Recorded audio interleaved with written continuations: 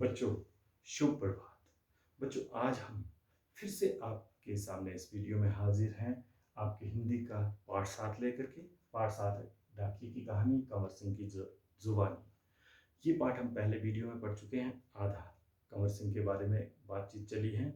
उस पाठ को आगे बढ़ाते हैं। किसके बारे में पढ़ रहे हैं हम इसमें? कंवर सिंह की कहानी। कंवर सिंह एक डाकिया हैं, फिर अब वो पैकर बना है।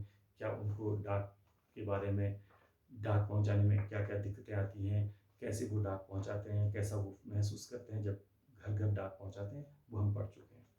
अब हम शुरू करेंगे यहाँ से आगे। नेक्स्ट पेज, पेज नंबर 60 पे आप आएंगे। अब अगला प्रश्न क्या पूछा है कंवर सिंह से? आप क्या शुरू से इसी डाकघर में काम कर रहे हैं?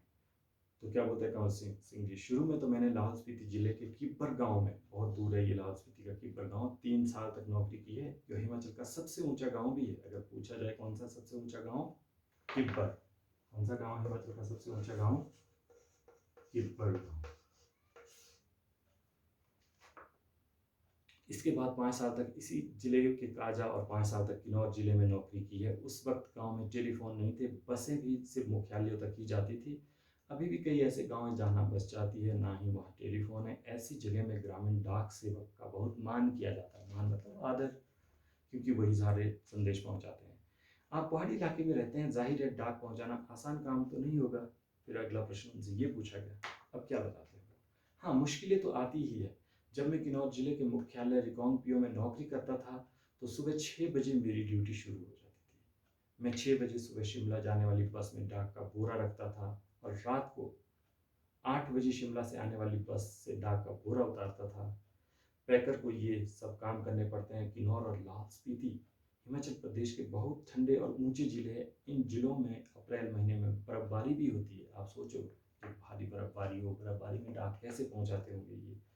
बर्फ में चलते हुए पैरों को ठंड से भी बचाना पड़ता है, वरना स्नो वाइट हो जाते हैं, जिससे पैर नीले पड़ जाते हैं और उसमें गैंग्रीन भी हो जाती है।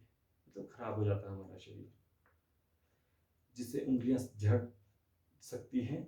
इन जिलों में मुझे एक घर से दूसरे घर तक डाक पहुंचाने के लिए लगभग 26 किलोमीटर रोजाना दूर, आप खुद इमेजिन करिए। 26 किलोमीटर भराड़िया से शिमला की दूरी है। आपके स्कूल से शिमला तक इतने दूर उनको पैदल जाना पड़ता है। हिमाचल के गांव छोटे छोटे होते हैं। एक गांव में बस 8 से 10 या कभी कभी 6-7 घर ही होते हैं, इसलिए चलना काफी पड़ता है। चलना तो खैर, क्या बोलते हैं, साथ में हमारी आदत है, शामिल हो चुका है। डाकिये, ग्रामीण डाकिये की जिंदगी में तो चलना ही चलना है। ये था डाकिये का, कंवर सिंह का उत्तर। अब अगला प्रश्न, आपने बताया था कि पहले आप डाक सेवक थे, अब पैकर है। इसके आगे भी कोई प्रमोशन है क्या? क्या अब आप और कुछ बनोगे? पैकर के बाद डाकिया बन सकते हैं, बस एक इम्तिहान पास करना पड़ता है। अभी तो काम के हिसाब से हमारा वेतन काफी कम रहता है। वेतन होती है तनख्वाह, क्या होता है वेतन? वेतन होती है जो तनख्वाह मिलती है, पगार मिलती है, वो काफी कम रहता है।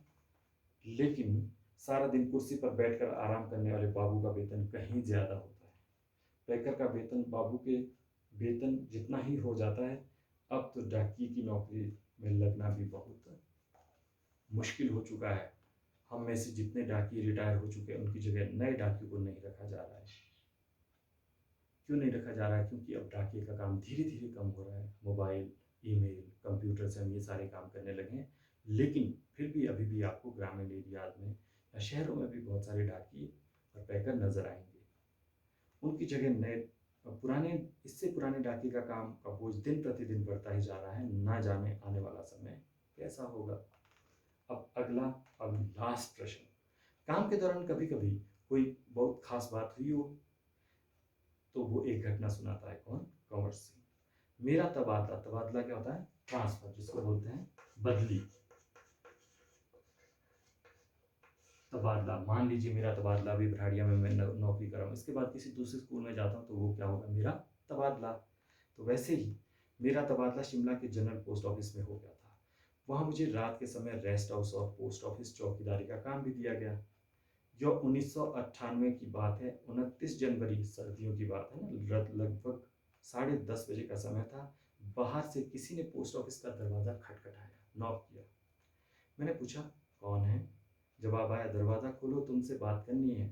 मैंने दरवाज़ा खोला तो अचानक 5-6 लोग अंदर घुसे और मुझे पीटना शुरू कर दिया। मैंने पूछा, भाई क्यों पीट रहे हो? उन्होंने कोई जवाब नहीं दिया।